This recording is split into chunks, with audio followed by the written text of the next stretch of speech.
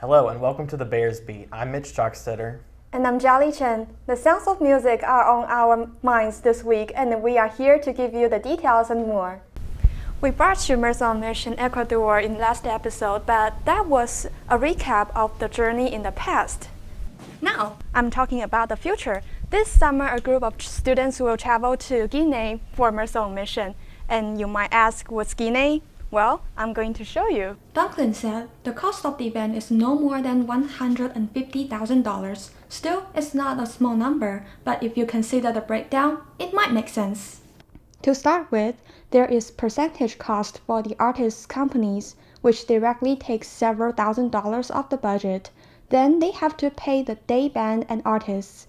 And since they have a day portion and a night portion, there are double costs for vendors, securities, stage and lighting crews. It is the time of the year to think of housing again. If you are a rising senior, you might have some problem finding a place to stay once you are not guaranteed a residence space on campus. But this year, Mercer is going to help you out with this off-campus housing event. Let's check what they have. Fireworks just released their lineup for Bearstock 2018, but they actually have started preparing for this event since they got the approval in fall semester 2017, and here's what they generally do.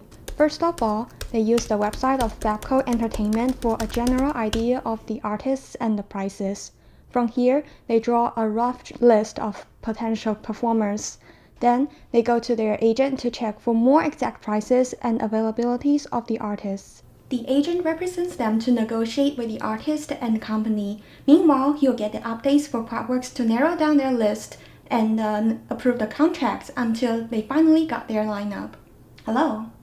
The gift shop for Cherry Blossom Festival is located at 530 Cherry Street in downtown Macon. It opens from 10 a.m. to 5 p.m. every day during the events. Weekends are usually the busiest days when customers come into the shop for various things. They also had a pop-up shop at Central City Park, and during those sales, baseball hats, sunglasses, and poodles turn out to be the most popular among people. But in general, t-shirts are the best-selling item. I bought a shirt for me and my girlfriend, and then some cups and stuff, because we usually go to the Cherry Blossom together, but she's at college in North Georgia this year, so this is our first time we haven't been together, so I got her some stuff. Following the t-shirts, Cherry Blossom Pen also sells well. Some people actually have collections of the pens designed by different local artists every year. This year, the design comes from Macon's own Choice Premiums, and through Choice Premiums leadership, the Cherry Blossom Festival won the 2017 International Festival and Events Association Silver Award for Best Overall Merchandising Program. All the revenues of the shop goes into the upcoming budget for the festival, and the store also opens from 10 a.m. to 5 p.m. during weekdays after the event. So if you have missed it, no worries, you can always go back to check for souvenirs and gifts for friends. This is Jiali Chen from WMUB Bears Beat. Okay, so what has those donations been used for? So a donor can designate them to anywhere they would like to go. So. In other Mercer Club news, the debate team is making history. Noemi Griffin tells how the Bears won a national competition.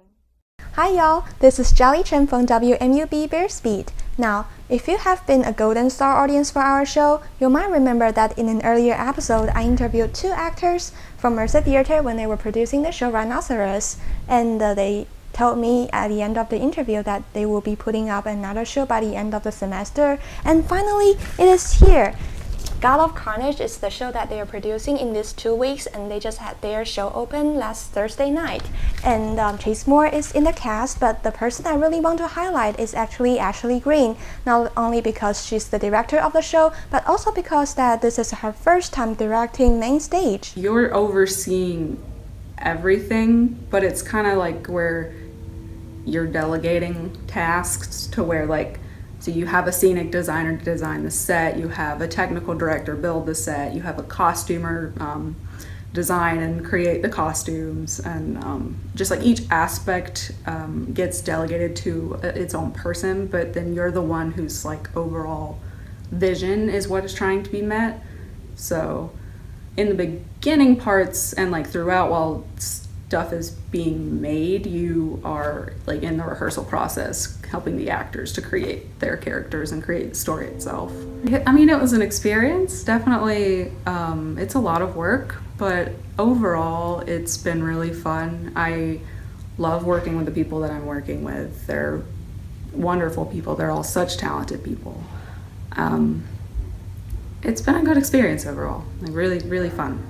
If you missed the shows last week, you have 4 more chances to see it. They will be performing Thursday, Friday, and Saturday night at 7:30 and Sunday afternoon at 2:30.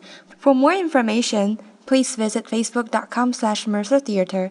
This is Jiali Chen from WMUB Bears Beat. Pop quiz! Based on information on about.mercer.edu/traditions, we created 5 multiple-choice questions about the Founders' Day. Take this. Question 1. What year did the Founders' Day begin?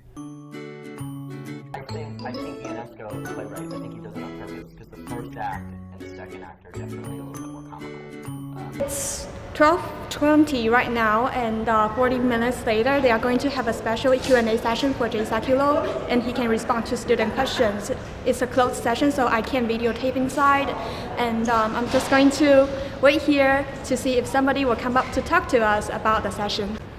Here I am outside the Willingham Auditorium. As most of you know, the annual Founders' Day convocation always happens just inside this building behind this door. And this year we have invited the Jay Sakulo as our speaker. So let's see what we need to know about the speech. The core of the Founders' Day convocation is for the returning Mercerians to share their experience with the school. Sakulo followed the tradition. Well, that's all for now, Bears. Thank you for watching this week's episode of the Bears Beat. I'm Mitch Jockstetter. And I'm Jiali Chen. Don't forget you can find us online anytime at Bears Beat 478. You can also follow us on our social media accounts below.